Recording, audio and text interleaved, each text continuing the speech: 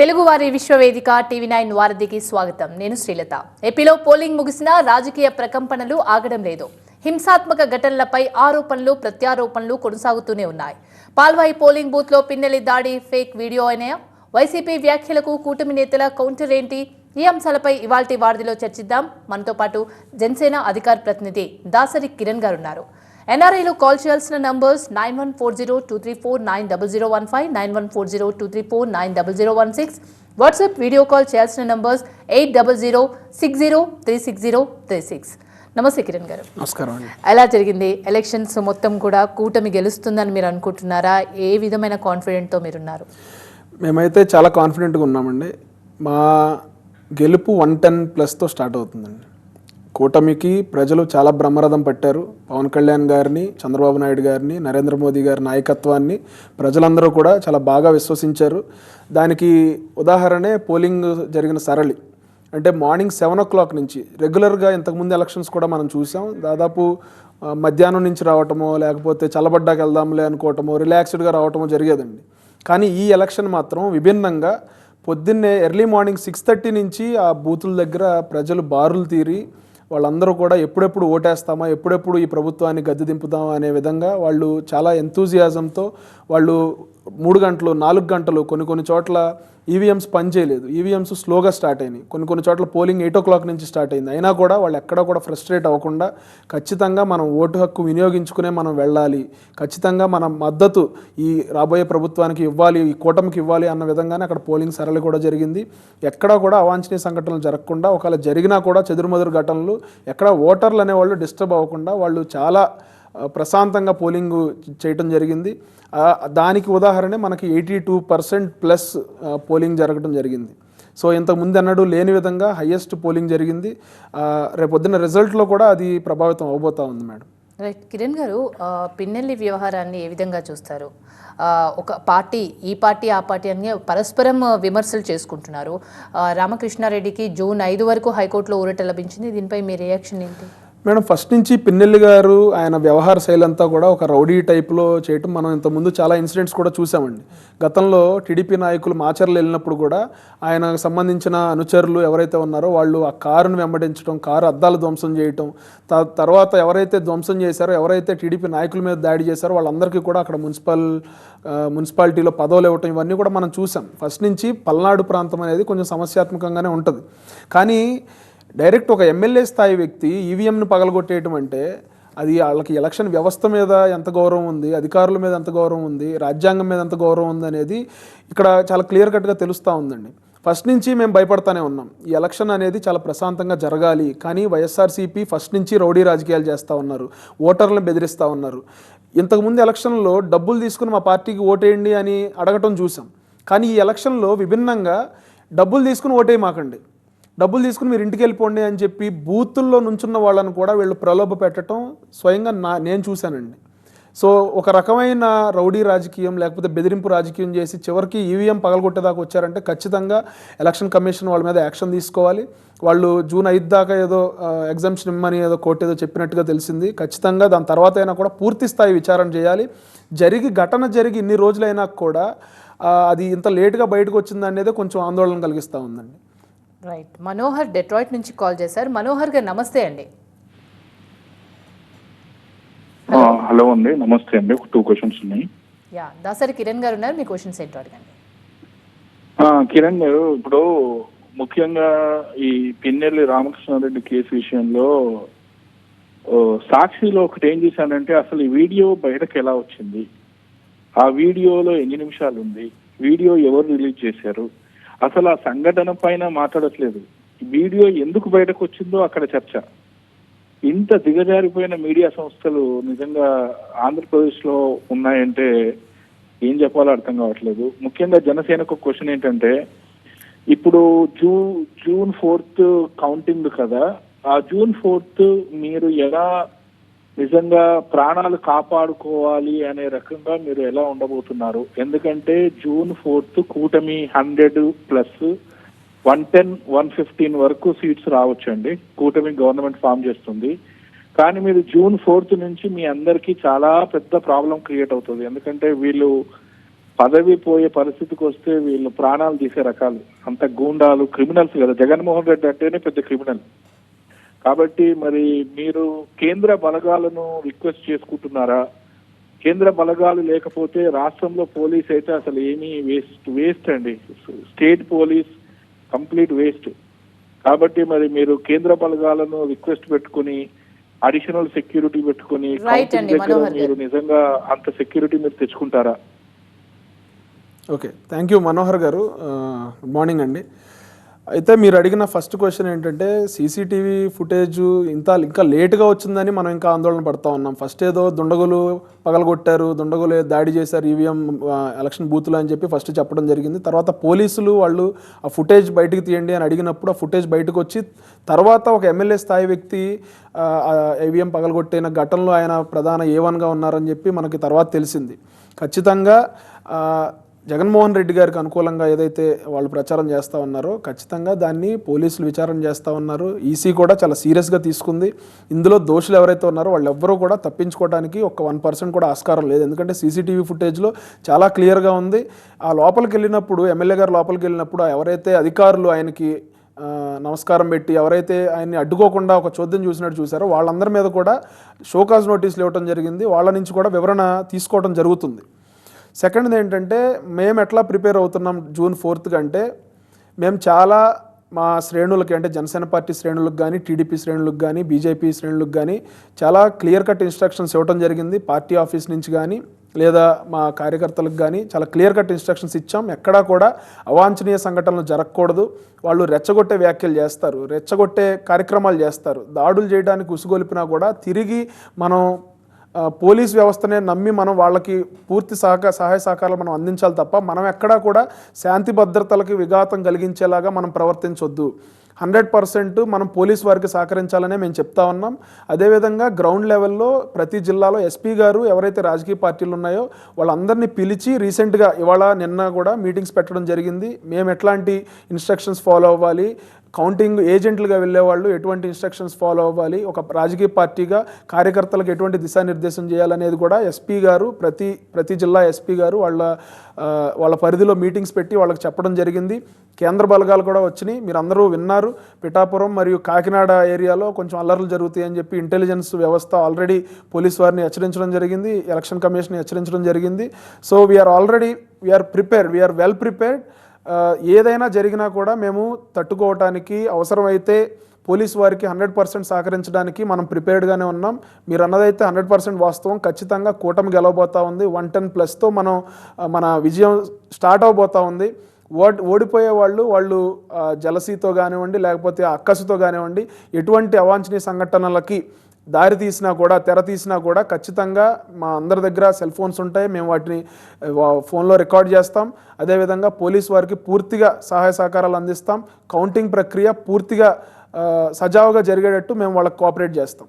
Right, మరో caller Kiran Canada నుంచి call చేశారు. కిరణ్ గారు నమస్తే అండి, మీ క్వశ్చన్స్ ఏంటో కిరణ్ గారు ఉన్నారు, మాట్లాడండి.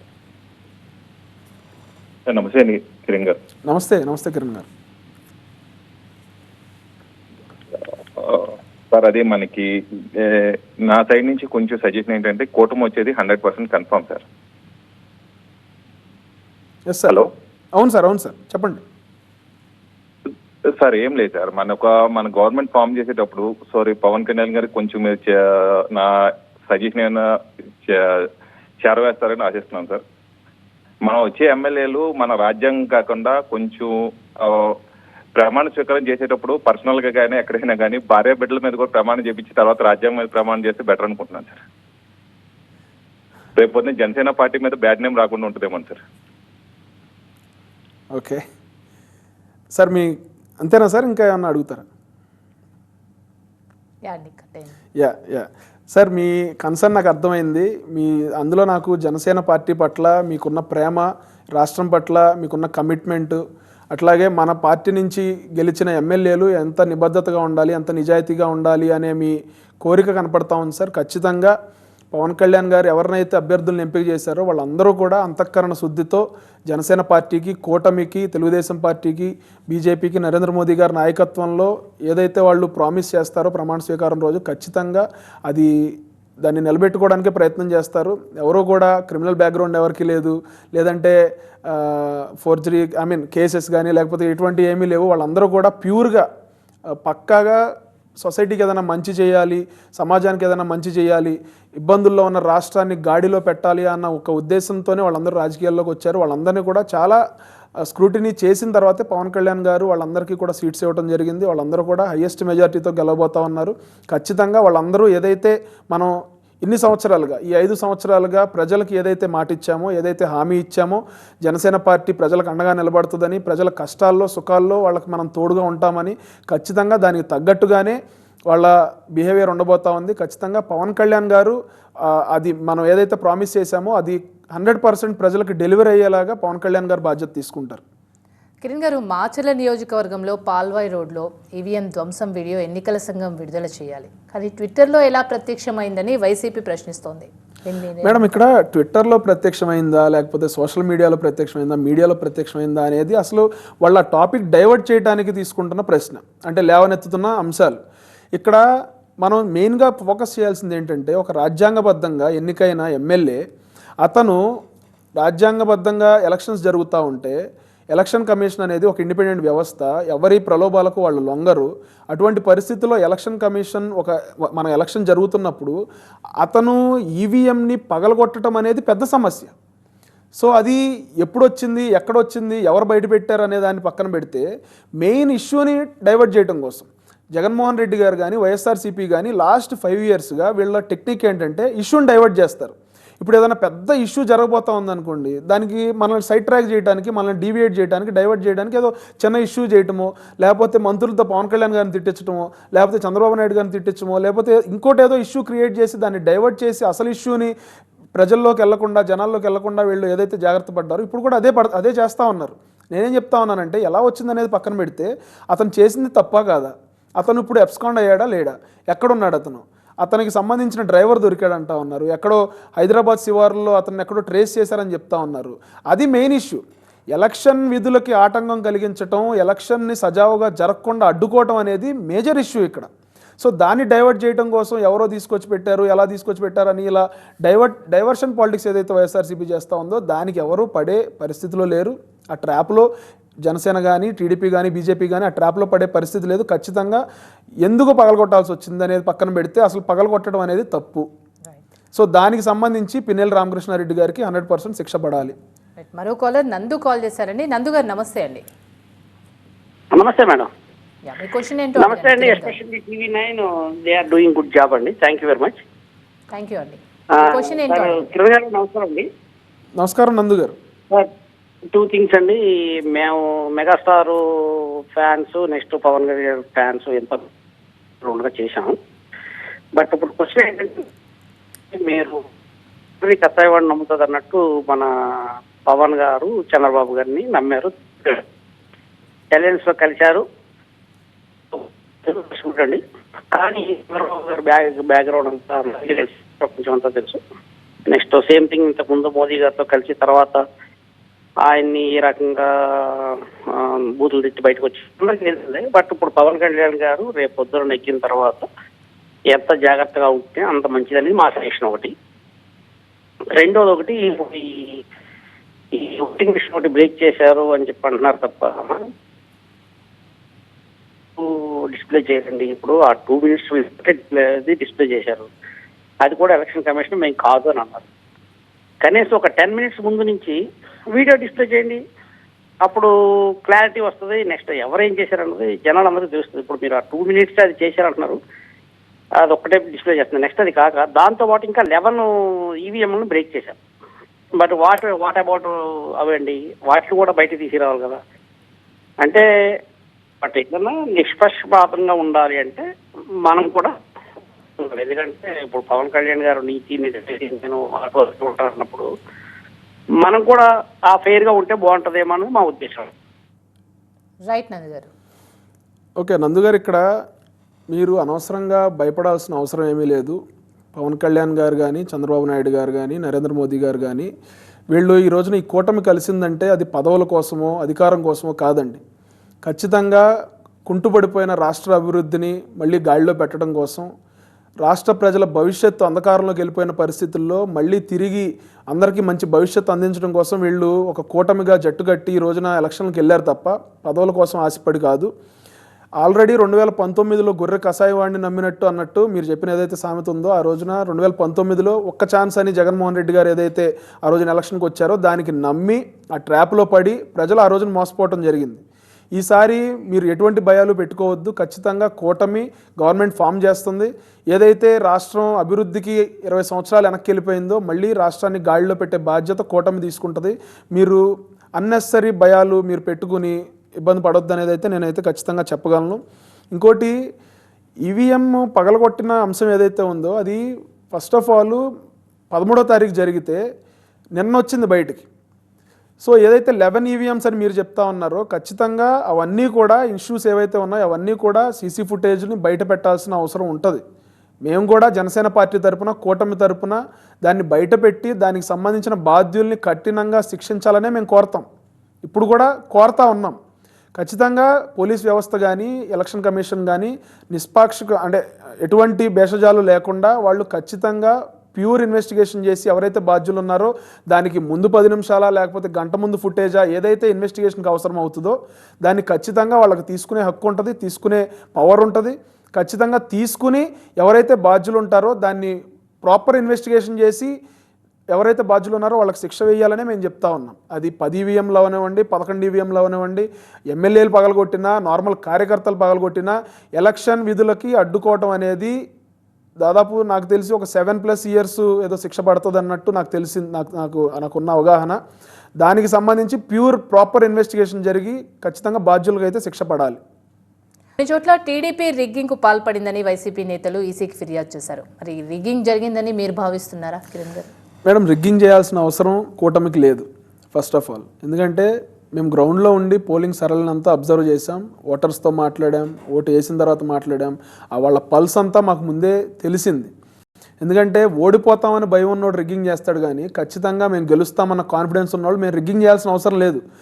వైసీపీ వాళ్ళు చాలా చోట్ల గొడవలు పెట్టుకోవడానికి ట్రై చేశారు. అంటే ప్రశాంతంగా పోలింగ్ జరుగుతుంది, ఆ ప్యాటర్న్ని డిస్టర్బ్ చేయాలి, ఓటర్ అనే వ్యక్తిని బయటికి రాకుండా వాళ్ళని ఇంట్లోనే నియంత్రించాలనే ఒక కుట్ర కోణంలో చాలా చోట్ల మన తూర్పుగోదావరి జిల్లా, ఉమ్మడి తూర్పుగోదావరి జిల్లాల్లో కూడా చాలా చోట్ల వైసీపీ వాళ్ళు కవ్వింపు చర్యలు చేయటం, మేము విజిట్కి వెళ్ళినప్పుడు కూడా మా మీద బూతులు తిట్టడం, లేకపోతే మమ్మల్ని రెచ్చగొట్టే కార్యక్రమాలు చేయటం, తద్వారా మేము ఏదన్నా తిరిగి మేము వ్యతిరేకిస్తే లేకపోతే మేము తిరగబడితే అక్కడ గొడవ జరిగితే పోలింగ్ డిస్టర్బ్ చేద్దామని చాలా ట్రై చేశారు, ఆ ప్యాటర్న్ డిస్టర్బ్ చేద్దామని. కానీ కూటమి నాయకులు ఎక్కడా కూడా సమన్వయం కోల్పోలేదు.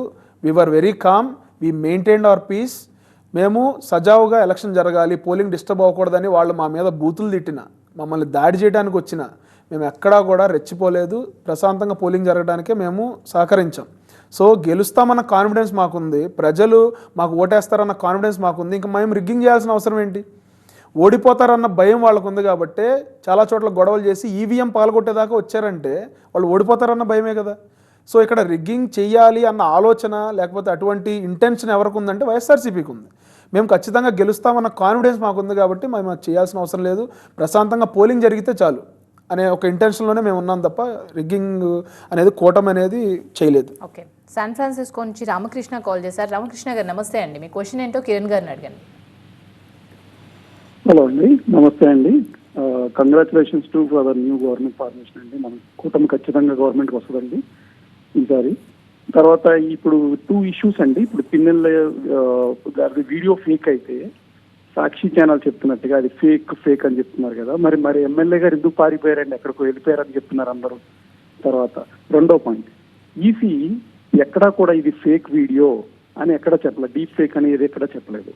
వాళ్ళ ఇన్వెస్టిగేషన్లో ఎవరో సమ్మన్ లీక్ చేశారు అని చెప్పారు తప్ప వేరే ఏం లేదు. దీని మీద మీరు ఎలా స్పందిస్తారు నా పాయింట్స్ మీద? Thank you sir. ఒకటి సార్, ఇప్పుడు రామకృష్ణ గారు గుడ్ మార్నింగ్ అండి. జగన్మోహన్ రెడ్డి గారితో ఎలా ఉంటుందంటే, వైఎస్ఆర్సీపీతో ఎలా ఉంటుందంటే, గొడ్డలతో తల నరికినా కూడా గుండెపోటు అని చెప్తారు, లేదంటే మా బాబాయ్ ఆయనకాయనే కమ్ముడికి వేసుకుని తలకాయ కొట్టేసుకున్నాడని చెప్తారు. అంటే పచ్చి అబద్ధాలు.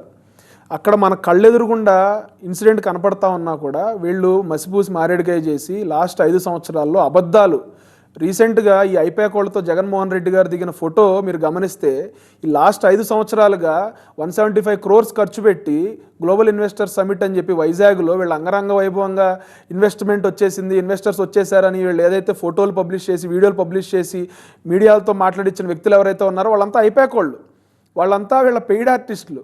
సో వీళ్ళు ఈ విషయంలో కూడా నిజం చెప్తారన్న నమ్మకం లేదు.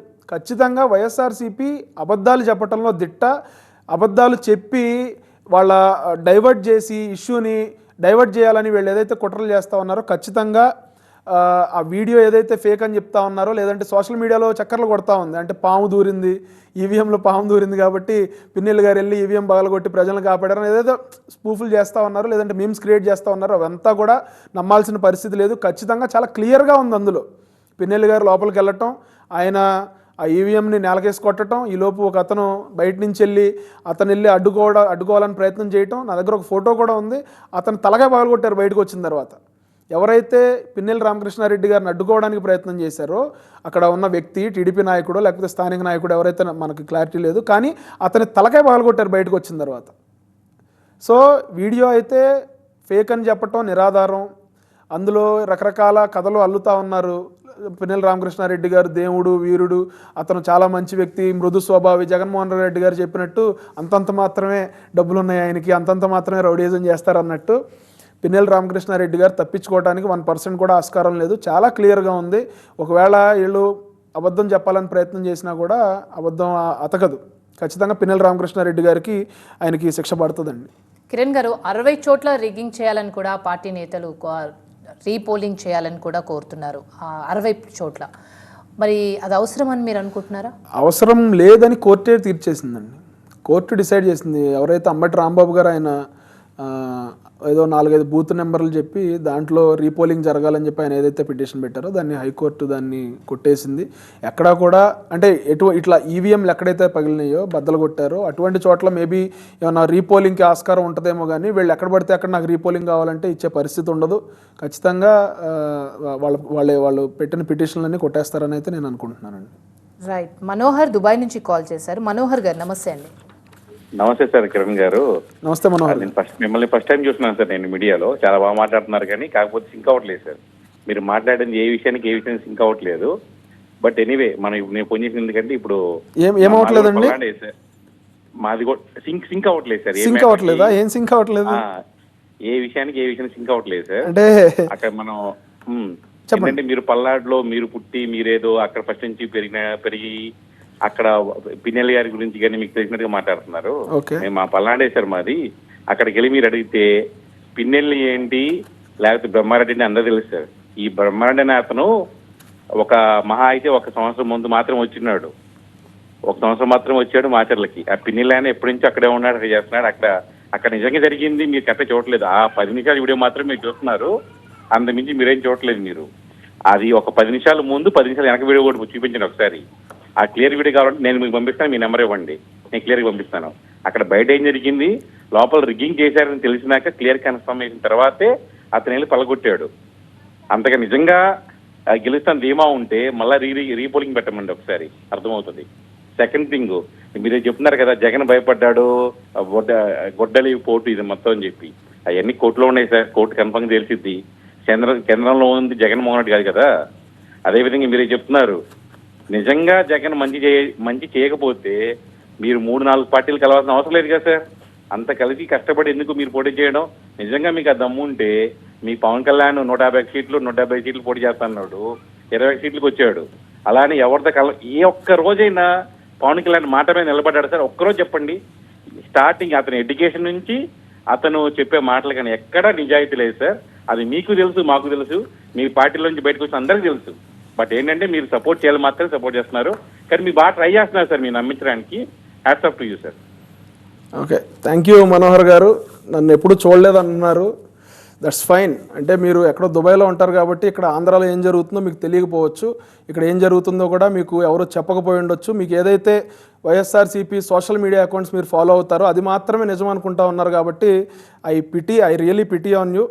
ఇంకోటి ఏంటంటే పిన్నెల్లి రామకృష్ణారెడ్డి గారి గురించి తెలుసుకోవటానికి, లేదంటే ఆయన ఏదైతే మనం వీడియో చూస్తూ ఉన్నామో అది నిజమో అబద్ధమో చెప్పడానికి పల్నాడులోనే పుట్టవసరం లేదండి.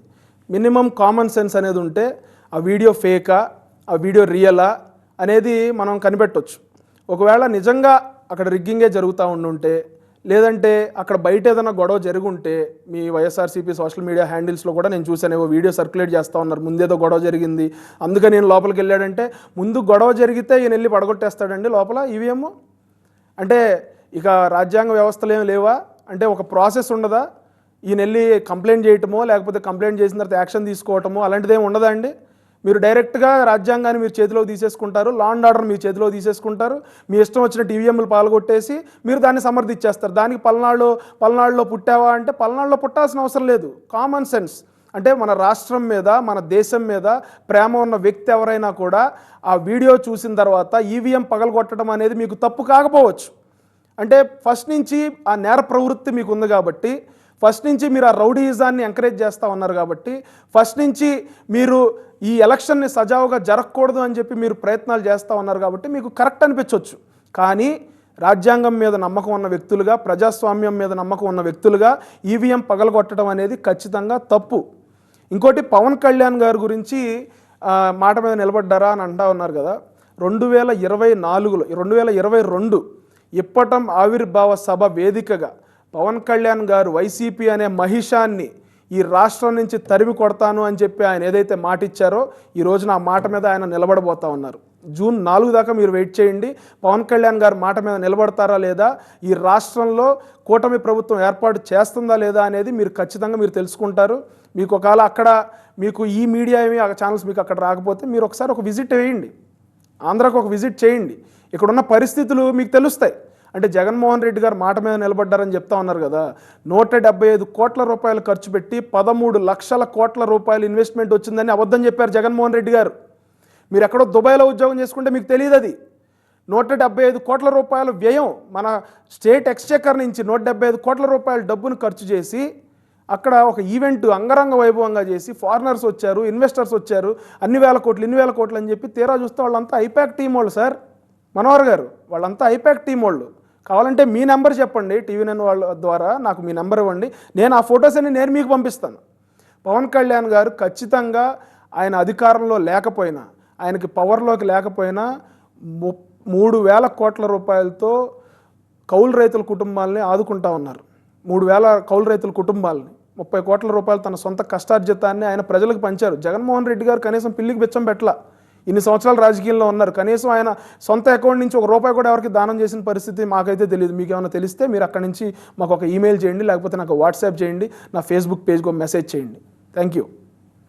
కిరణ్ గారు, రీపోలింగ్ జరపకపోతే సుప్రీంకి వెళ్తామని వైసీపీ అంటుంది, దాన్ని మీరెలా చూస్తారు? మేడం, ఎక్కడికి వెళ్ళినా వాళ్ళకి మొండి చెయ్యే వస్తుంది. ఓడిపోయిన వాళ్ళు ఏం చెప్తారు మేడం? ఈవీఎంలు ట్యాంపరింగ్ చేశారు, లేకపోతే మాకు లా అండ్ ఆర్డర్ సరిగ్గా చేయలేదు, పోలీసులు సహకరించలేదు, వాళ్ళ రిగ్గింగ్ చేసుకున్నారని ప్రతి ఎలక్షన్లో ఓడిపోయిన వాళ్ళు చెప్పేదే కదా.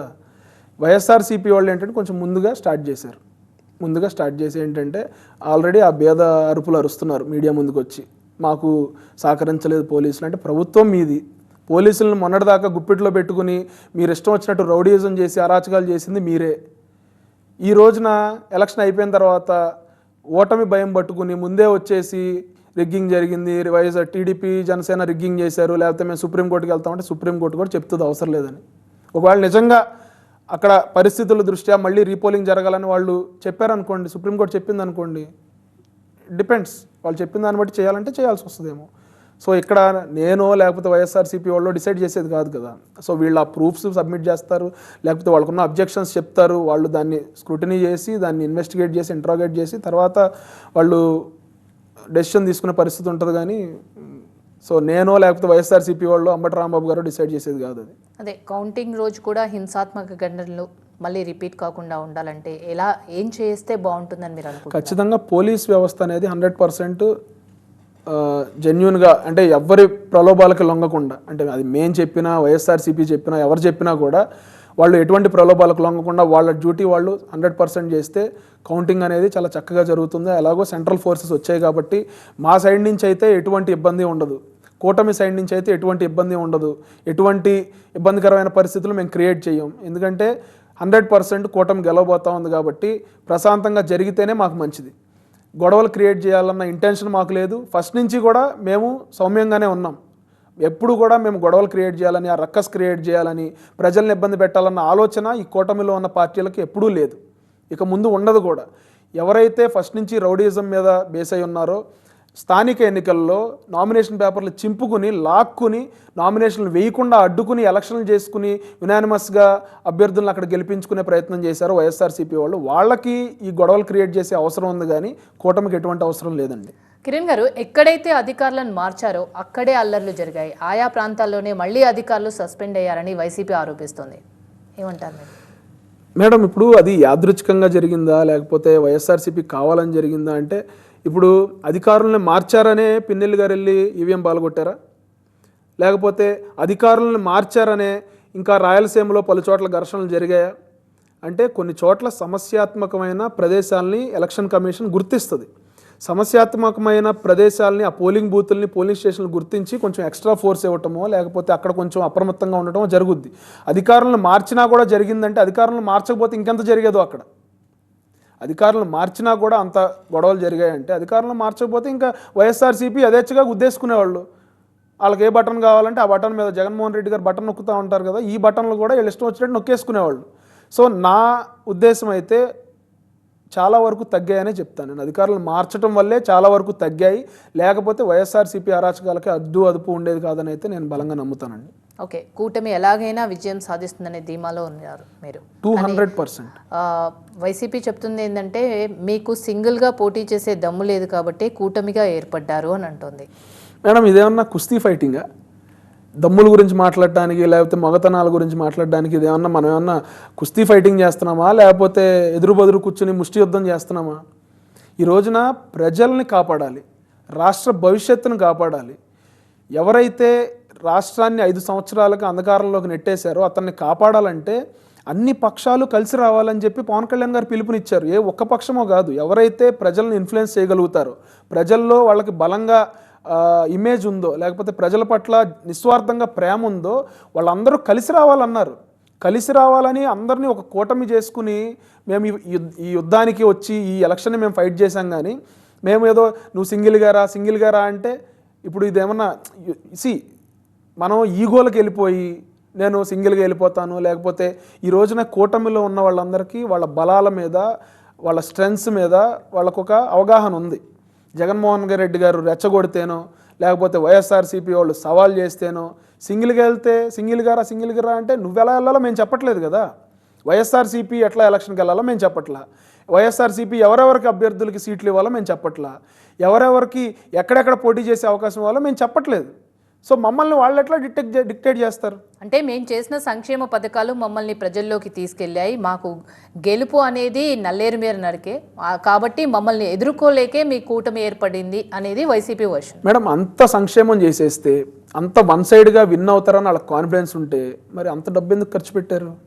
అంత రౌడీజం ఎందుకు? పిన్నెల్లి రామకృష్ణారెడ్డి గారే ఇందాడ మనోహర్ గారు చెప్పినట్టు ఆయన బ్రహ్మాండంగా కార్యక్రమాలు చేసేస్తే మాచర్ల నియోజకవర్గంలో ఈవీఎం బద్దలు కొట్టాల్సిన అవసరం ఏముంది? ప్రజలు ఆయనకే వేస్తారు కదా.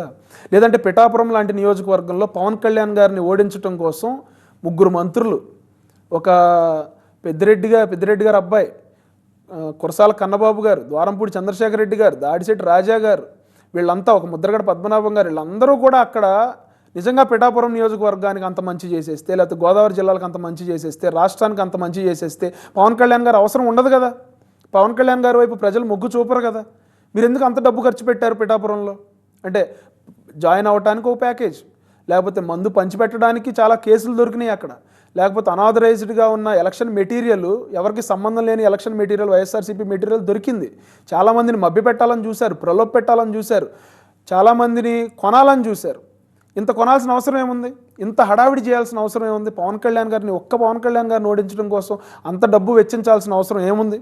నిజంగా జగన్మోహన్ రెడ్డి గారి పథకాలు ఇంటింటికి వెళ్ళిపోతే, జగన్మోహన్ రెడ్డి గారి మీద అమితమైన ప్రేమ ప్రజలకు ఉండిపోతే, మీరు వద్దన్నా వాళ్ళు వేసేస్తారు కదా ఓట్లు, మీరు వద్దన్నా కూడా మిమ్మల్ని గెలిపించేస్తారు కదా. కానీ మీరెందుకు, మీ మీద అంత ప్రేమ ఉంటే ప్రజలకి, మేము సింగిల్గా వెళ్తే ఏముంది, కూటమిగా వెళ్తే ఏముంది, మీ మీద ప్రజలకు అంత ప్రేమ ఉంటే మీకు వన్ సైడ్గా వేసి గెలిపిస్తారు కదా. మీరెందుకు కాలు దొక్కేసుకుంటా ఉన్నారు? మీరెందుకు మేము ఎట్లా రావాలో మీరు డిక్టేట్ చేస్తూ ఉన్నారు? ఖచ్చితంగా వైఎస్ఆర్సీపీ పథకాలు ప్రజల్లోకి వెళ్ళలేదు. ఎవరైతే వైఎస్ఆర్సీపీ నాయకులు ఉన్నారో వాళ్ళు మధ్యలో సగం తినేశారు. జగన్మోహన్ రెడ్డి గారికి సంబంధించిన వ్యక్తులు ఎవరైతే ఉన్నారో వాళ్ళు మిగతా డబ్బులు తినేశారు. ఈ రోజున ప్రతి దాంట్లో స్కామేనండి. పిల్లలకి స్కూల్ బ్యాగులు పంచే దాంట్లో కూడా స్కామే. సో ఖచ్చితంగా జగన్మోహన్ రెడ్డి గారికి 200% వ్యతిరేక పవనాలు వీచాయి. కూటమి గెలవబోతా ఉంది. మామూలుగా జనసేన అంటే కొందరు ఆయన పవర్ స్టార్ కాబట్టి ఆయనకి ఫ్యాన్స్ ఉంటారు. ఇప్పుడు పాలిటిక్స్లోకి వచ్చినాక కూడా చాలామంది అభిమానులు కూడా అయ్యారు. మీరు అసలు టీడీపీతో ఎందుకు జట్టు కట్టారు? ఆయన మళ్ళీ ఒక ఫైన్ డే మిమ్మల్ని మోసం చేస్తారు అనే టాక్ కూడా వినిపిస్తుంది. దీన్ని జనసేన ఎలా సమర్థించుకుంటుంది? మేడం, ఇక్కడ ఒకళ్ళనొకళ్ళం అనుమానించుకునే టైం కాదు, ఒక నమ్మకంతో కలిసి నడవాల్సిన టైం. రాష్ట్రాన్ని గాడిలో పెట్టడం కోసం మనం హ్యాండ్ ఇన్ హ్యాండ్ వెళ్ళాలి. రాష్ట్ర భవిష్యత్తు కోసం ఇప్పుడు చంద్రబాబు నాయుడు గారు కూడా చాలా ఎక్స్పీరియన్స్ ఉంది ఆయనకి. నరేంద్ర మోదీ గారి సపోర్ట్ కూడా మన రాష్ట్రానికి కావాలి. పవన్ కళ్యాణ్ గారి నిజాయితీ, పవన్ కళ్యాణ్ గారి అగ్రెషన్ కూడా మన రాష్ట్రానికి, మన దేశానికి అవసరం. ఇక్కడ పవన్ కళ్యాణ్ గారిని ఒక పవర్ స్టార్ కంటే కూడా ఒక జనసేన పార్టీ అధ్యక్షులుగా చూడడానికి మేము ఎక్కువ ఇష్టపడతాం. ఈ రోజున 2019 కన్నా ఈ రోజున ప్రజలు పవన్ కళ్యాణ్ గారిని చూసే కోణం మారిందండి. పవన్ కళ్యాణ్ గారిని ఒక సేవియర్గా చూస్తూ ఉన్నారు. పవన్ కళ్యాణ్ గారిని ఒక ఫ్యూచర్గా చూస్తూ ఉన్నారు. అంటే ఈ కూటమిని ఎటువంటి ఇబ్బందులు లేకుండా ఫస్ట్ నుంచి ఆయన ఏదైతే మాట ప్రకారం ఎన్ని సీట్లు అయితే తీసుకున్నామో అన్ని సీట్లకి ప్రజలను ఒప్పించగలిగారు, పార్టీ శ్రేణులను ఒప్పించగలిగారు. అలాగే ఈ కూటమి గెలిస్తే రాష్ట్ర భవిష్యత్తు బాగుంటుందని ప్రజలను కూడా ఒప్పించగలిగారు. సో పవన్ కళ్యాణ్ గారిని ఒక భవిష్యత్తులాగా చూస్తూ ఉన్నారు కాబట్టి ఒక జనసేన పార్టీ అధ్యక్షులుగా చూడడానికి ఇష్టపడుతున్నారు తప్ప ఒకప్పుడు పవర్ స్టార్ అనేవాళ్ళండి. ఇప్పుడు ఈ మధ్య రీసెంట్గా కూడా మీరు ఆయన సభల్లో చూస్తే పవర్ స్టార్ అని ఎవరు అరవట్లేదు. మాకున్న క్యాడర్ కూడా ఇంతకుముందు మాకున్నది ఏంటంటే ఓట్లు లేని వాళ్ళందరూ పవన్ కళ్యాణ్ గారు వెనకాల తిరుగుతూ ఉన్నారని చెప్పి కొంచెం హేళన చేసేవాళ్ళు. కానీ ఆ రోజున అలా తిరిగిన వాళ్ళందరికీ ఈ రోజున ఓట్లు వచ్చినాయి. నేను వెరీ కాన్ఫిడెంట్గా చెప్తానండి, ఈసారి ఫస్ట్ టైం ఓటర్స్ అందరూ కూడా కూటమికే వేశారు. ఫస్ట్ టైం ఓటర్లు అందరూ కూడా పవన్ కళ్యాణ్ గారి అభిమానులు. ఆయన్ని సినిమా పరంగా చూసిన దానికన్నా కూడా ఆయన సోషల్ రెస్పాన్సిబిలిటీగా ఆయన్ని ఎక్కువ ఇష్టపడిన వాళ్ళే ఎక్కువ ఉన్నారు. ఖచ్చితంగా ఈ 18+ ఎవరైతే ఉన్నారో ఇప్పుడు కొత్త ఓటు అయితే ఎవరికైతే వచ్చిందో వాళ్ళందరూ కూడా కూటమికే వేశారు. పవన్ కళ్యాణ్ గారికి మద్దతు తెలిపారు వాళ్ళంతా కూడా. కిరణ్ గారు, ఈ కూటమి కూర్పులో చాలాసార్లు చర్చలు జరిపారు, చాలాసార్లు ల్యాగింగ్ కూడా అయింది. కూటమి కూర్పులో కీలక పాత్ర పోషించారు జనసేనాని. మరి ఈ కూటమికి కూర్పులో ఎవరికి ప్లస్ కాబోతుంది? జనసేనకు ప్లస్ కాబోతుందా, లేకపోతే టీడీపీకా, లేకపోతే బీజేపీకా? ఏ పార్టీకి ఎక్కువగా లాభం పొందే అవకాశం ఉందంటారు? అంటే మోర్ దాన్ పార్టీస్ లాభపడతాయి అనే దానికన్నా కూడా ప్రజలు ఎక్కువ లాభపడతారండి. ప్రజలు ఎక్కువ లాభపడతారు ఈ కూటమి కూర్పు వల్ల. ఎందుకంటే మా బలం ఎక్కడైతే ఉందో చాలా ఎక్సర్సైజ్ జరిగిందండి. అంటే జనసేన ఎక్కడ పోటీ చేయాలి, టీడీపీ ఎక్కడ పోటీ చేయాలి, బీజేపీ ఎక్కడ పోటీ చేయాలి, ఎంపీలు ఎక్కడెక్కడ తీసుకోవాలి మనం. అంటే ఇక్కడ ఒక ఈగోకి వెళ్ళిపోయి నాకు ఇన్ని కావాలి, ఇన్ని అయితేనే నేను కూటమిలో ఉంటాను అనే టైప్ కాదండి. అనే టైప్ డిస్కషన్స్ జరగలేదు. ఖచ్చితంగా మన బలాలు జనసేన పోటీ చేసిన చోట టీడీపీ స్ట్రెంత్ మాకు కలిసి రావాలి, టీడీపీ పోటీ చేసిన చోట జనసేన స్ట్రెంత్ వాళ్ళకి కలిసి రావాలి, బీజేపీ పోటీ చేసిన చోట మా ఇద్దరి స్ట్రెంత్ వాళ్ళకి కలిసి వచ్చి ఒక హెల్దీ ఎన్విరాన్మెంట్లో సీట్ల కూర్పు అనేది జరిగింది. ఎక్కడా కూడా ఈగోకి వెళ్ళి నాకు ఇన్ని సీట్లు కావాలి, మీకు ఇన్ని సీట్లు కావాలా, మీరు ఇన్ని చేసేస్తారా అనేది కాకుండా చిన్న చిన్న ఇబ్బందులు జరిగినాయి. అంటే రాజమండ్రి రూరల్ దగ్గర నుంచి, లేదంటే పిఠాపురం దగ్గర నుంచి అక్కడ కొంతమంది హర్ట్ అయ్యారు, లేదంటే కొన్ని చోట్ల జనసేన వాళ్ళకి హర్ట్ అయ్యారు. ఇవన్నీ కూడా సాల్వ్ చేసుకుని ప్రతి ఇష్యూని కూడా బయటకి ఎక్కువ రప్చర్ జరగకుండా, కూటమి డ్యామేజ్ జరగకుండా, అట్ ద సేమ్ టైం ప్రజలకి కాన్ఫిడెన్స్ కోల్పోకుండా మా మీద, అంటే వీళ్ళే కొట్టుకుంటున్నారు, రేపొద్దున మనకేమి పరిపాలన అందిస్తారు అనే ఒక డిప్రెషన్, అంటే ఒక రకమైన ఫీలింగ్ ప్రజల్లోకి రాకుండా మేము జాగ్రత్త పడ్డాం. ఖచ్చితంగా ఆ నమ్మకాన్ని అయితే చివరి వరకు నిలబెట్టుకున్నాం. సో ఏ పార్టీకి లాభపడేది అనే దానికన్నా కూడా రాష్ట్రానికి మంచి జరుగుద్ది, రాష్ట్ర ప్రజలకు మంచి జరుగుద్ది, యువతకి ఉపాధి వస్తుంది, ఆడపిల్లలకి రక్షణ కలిగిద్ది, లేదంటే పెద్దవాళ్ళకి ఏదైతే హామీలు ఇచ్చారో, లేకపోతే ఆడవాళ్ళకి ఏదైతే హామీలు ఇచ్చారో, లేకపోతే రాష్ట్రానికి సంబంధించి ఉద్యోగాల కల్పనలో ఏదైతే హామీ ఇచ్చారో వాటన్నిటినీ కూడా కూటమి నెరవేరుస్తుందండి. It's benefit to the state. ఇందాక మీరు అన్నారు ఈగోకి ఎవరు పోలేదు కాబట్టి మేము చాలా ఐక్యంగా ఉన్నాము అని అంటున్నారు. కానీ ఇదే ఐక్యత గెలిచిన తర్వాత ఉంటుందా? ఎందుకంటే మేనిఫెస్టో విషయంలోనే టీడీపీ జనసేన ఒక స్టాండ్లో ఉంది, బీజేపీ ఇంకో స్టాండ్లో ఉంది. గెలిచిన తర్వాత ఈగోస్ వచ్చే అవకాశం లేదంటారా? అంటే రేపొద్దున గవర్నెన్స్లోకి వచ్చిన తర్వాత ఖచ్చితంగా చిన్న చిన్న డిస్టర్బెన్సెస్ ఉంటాయి, లేవనైతే నేను చెప్పను. ఖచ్చితంగా వాటన్నిటిని చంద్రబాబు నాయుడు గారు ఆ పార్టీకి సుప్రీం అండి, మా పార్టీకి సుప్రీం పవన్ కళ్యాణ్ గారు. సో వాళ్ళిద్దరూ ఏదైతే నిర్ణయం తీసుకుంటారో ఖచ్చితంగా మేమంతా దాన్ని తూచా తప్పకుండా పాటించాల్సిందే. ఇప్పుడు బీజేపీ విషయానికి వస్తే ఇక్కడ మాకు పవన్ కళ్యాణ్ గారు డెసిషన్ తీసేసుకోవచ్చు, మా పార్టీకి సంబంధించి, టీడీపీకి సంబంధించి చంద్రబాబు గారు డెసిషన్ తీసేసుకోవచ్చు. కానీ బీజేపీకి ఏంటంటే పైనుంచి సెంట్రల్ గవర్నమెంట్ నుంచి కేంద్రం నుంచి వాళ్ళు డెసిషన్ తీసుకోవాలి కాబట్టి, ఒకవేళ పొత్తులో ఉండాలన్నా లేకపోతే మేనిఫెస్టో విషయం అయినా వాళ్ళు డెసిషన్ తీసుకోవాలి కాబట్టి కొంచెం డిలే ఉంది. కేంద్రం నుంచి కూడా వాళ్ళ టీం వచ్చి మా టీంతో కూర్చుని చర్చలు జరిపి వాళ్ళంతా ఒక ఏకీభావం అంటే ఒక కామన్ స్టాండ్కి వచ్చిన తర్వాతే దాన్ని అనౌన్స్ చేశారు బయటికి. సో రేపు పొద్దున ఏమైనా చిన్న చిన్న డిస్టర్బెన్సెస్ వచ్చినా కూడా పవన్ కళ్యాణ్ గారు, చంద్రబాబు నాయుడు గారు, మోదీ గారు వీళ్ళంతా కూడా దాన్ని సెటరేట్ చేస్తారు. ఎటువంటి ఇబ్బంది లేకుండా పరిపాలన అయితే ఉండబోతా ఉందండి. రైట్ అండి కిరణ్ గారు, వారధికి వచ్చి మీ వాల్యుబుల్ టైంని కేటాయించినందుకు thank you so much. Thank you so much అండి. ఇది ఇవాల్టి వారధి. చూస్తూనే ఉండండి TV9.